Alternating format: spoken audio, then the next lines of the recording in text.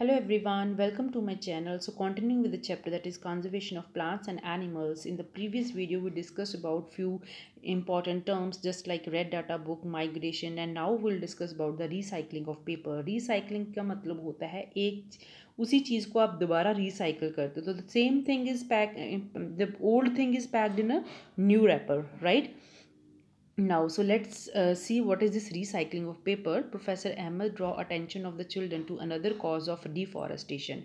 तो जो है deforestation का एक और कारण क्या है? He tells them that it takes 17 full grown trees to make 1 ton of paper. So this is also very important MCQ कि कितने आपको जो है trees जो होते हैं जो है ख़त्म करने पड़ेंगे 1 टन पेपर बनाने के लिए. So you need 17 full grown trees to make 1 ton of paper. तो आप देख सकते हो 17 is such a huge number. तो आप 1 टन पेपर बनाते हो, that is also quite big. लेकिन हम जो हैं उतने जो है हम प्लांट्स लगाते नहीं हैं. But 17 full grown trees are needed to make 1 ton of paper.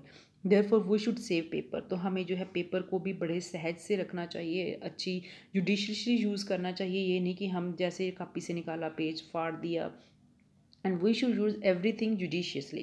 Professor Ahmed also tell that paper can be recycled 5 to 7 times for use. तो एक पेपर को हम 5 से 7 बार तक जो है रीयूज़ कर सकते हैं. If each student saves at least 1 sheet of paper in a day, we can save many trees in a year. We should save, reuse used papers and recycle it. तो जैसे हैं हमें जो है पेजेस जो हैं उनको फाड़ फाड़ कर फेंकना नहीं चाहिए, वेस्ट नहीं करना चाहिए पेपर. तो अगर हम पेपर को सेव करते हैं, basically we are saving paper, we are directly saving trees also, right. तो अगर आपके पास पेपर है, जैसे न्यूज़ पेपर है, उसको फेंके मत. उनके जो है आप जो है बैग्स बना सकते हैं जिसमें जो तो जैसे जहाँ उनको जो है डेकोरेशन के लिए यूज़ कर सकते हैं. By this we not only save trees but also save energy and water needed for manufacturing of paper. तो पेपर ऐसे ही थोड़ी ना बन जाता है. So we need like energy and जो होती है. बट जैसे जैसे हम पेपर को बहुत ज़्यादा यूज़ करते हैं, इसी तरीके से we are wasting energy also. तो जैसे जैसे हम पेपर को सेव करेंगे तो हम ट्रीज़ को भी सेव करेंगे, इसी तरीके से हम एनर्जी एंड पानी को भी सेव करेंगे, राइट. सो पानी भी जो है बहुत इम्पॉर्टेंट रिसोर्स है हमारा. तो उस तरीके से हम पानी को भी सेव कर लेंगे. More over the amount of harmful chemicals use in paper making will also be reduce. तो पेपर मेकिंग में भी जो है बहुत सारे हार्मफुल केमिकल्स यूज़ होते हैं, that are also having not having a good impact on our atmosphere on the planet. तो जैसे जैसे हम पेपर को सेव करेंगे we will be saving so many things like plants हो गया, and also will be saving like the uses of harmful chemicals, and also will be saving the water. Is there any permanent solution to the problem of deforestation? तो जब हम plants को काटते हैं तो उनका मेन जो सोल्यूशन हमारे पास क्या है? उनका मेन सोल्यूशन ये है कि जैसे ही हमने जितने भी प्लांट्स काटे हैं या तो हम उनकी जगह पे उतने ही प्लांट लगाए.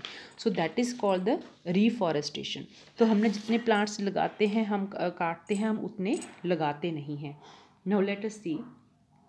सो रिफॉरेस्टेशन क्या होता है? Reforestation means planting more trees. Professor Ames just that the answer to deforestation is reforestation.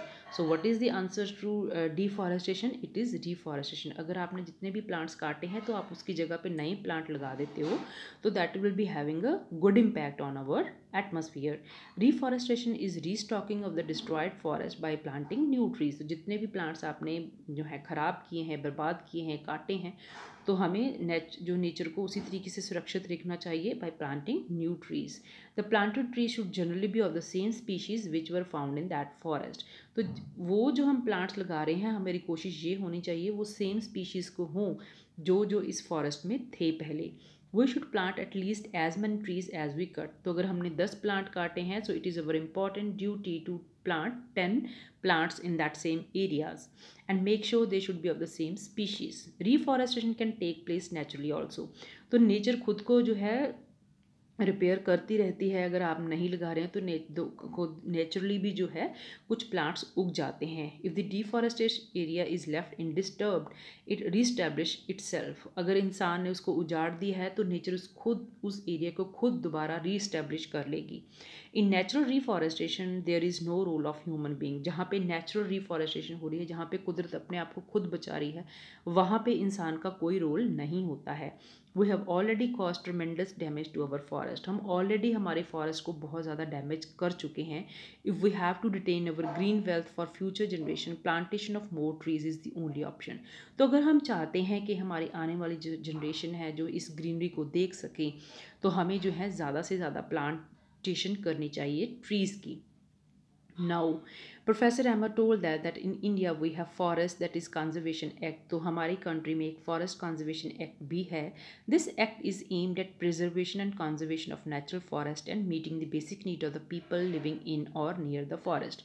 तो ये जो कंजर्वेशन एक्ट है, जो फॉरेस्ट कंजर्वेशन एक्ट है, ये इसके लिए एम करता है कि प्रिजर्वेशन एंड कंजर्वेशन करनी चाहिए नेचुरल फॉरेस्ट की, और जो जो लोग उसके सराउंडिंग में रहते हैं, meet the basic need of the people living in और नियर द फॉरेस्ट.